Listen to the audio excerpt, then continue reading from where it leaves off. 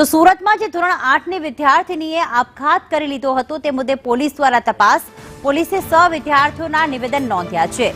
CCTV footage અને call રેકોર્ડના આધારે તપાસ શરૂ કરવામાં આવી. ચોક્કસ કારણ જાણવા ગોડાદરા પોલીસે મથામણ કરી છે.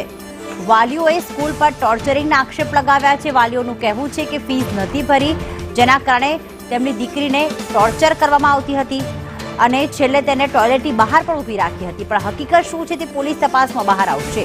આઝમ જોડાઈ ગયા છે. આઝમ, પરિવારજનોના આક્ષેપ છે, પરંતુ સામે આ આક્ષેપ સાચા છે, ખોટા છે, કયા કારણોસર આ દીકરીએ આપઘાત કર્યો તે મહત્વના પ્રશ્નો છે. ત્યારે પોલીસે કઈ દિશામાં તપાસ કરી છે?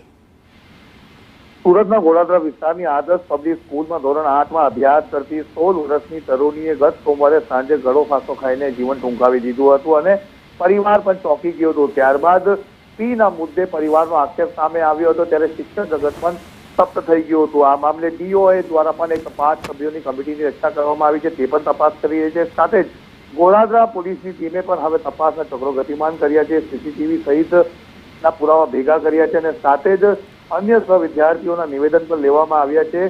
કારણ કે હાલ બે આક્ષેપ સામે આવ્યા. પરિવારનો આક્ષેપ છે કે સીધો ફીના કારણે દીકરીને જે સીસીટીવી દેખાય છે કલાકથી વધુ સમય એકલી બેસાડી રાખવામાં આવી હતી, રડતી નજરે આવી હતી અને સાથે જ અન્ય કોઈ યુવક સાથે એના સંબંધ હોવાની પણ વાત સ્કૂલ દ્વારા પણ કરવામાં આવી છે. એટલે તમામ દિશાના અંદર ગોડાદરા પોલીસે હવે તપાસના ચક્રો ગતિમાન કર્યા છે.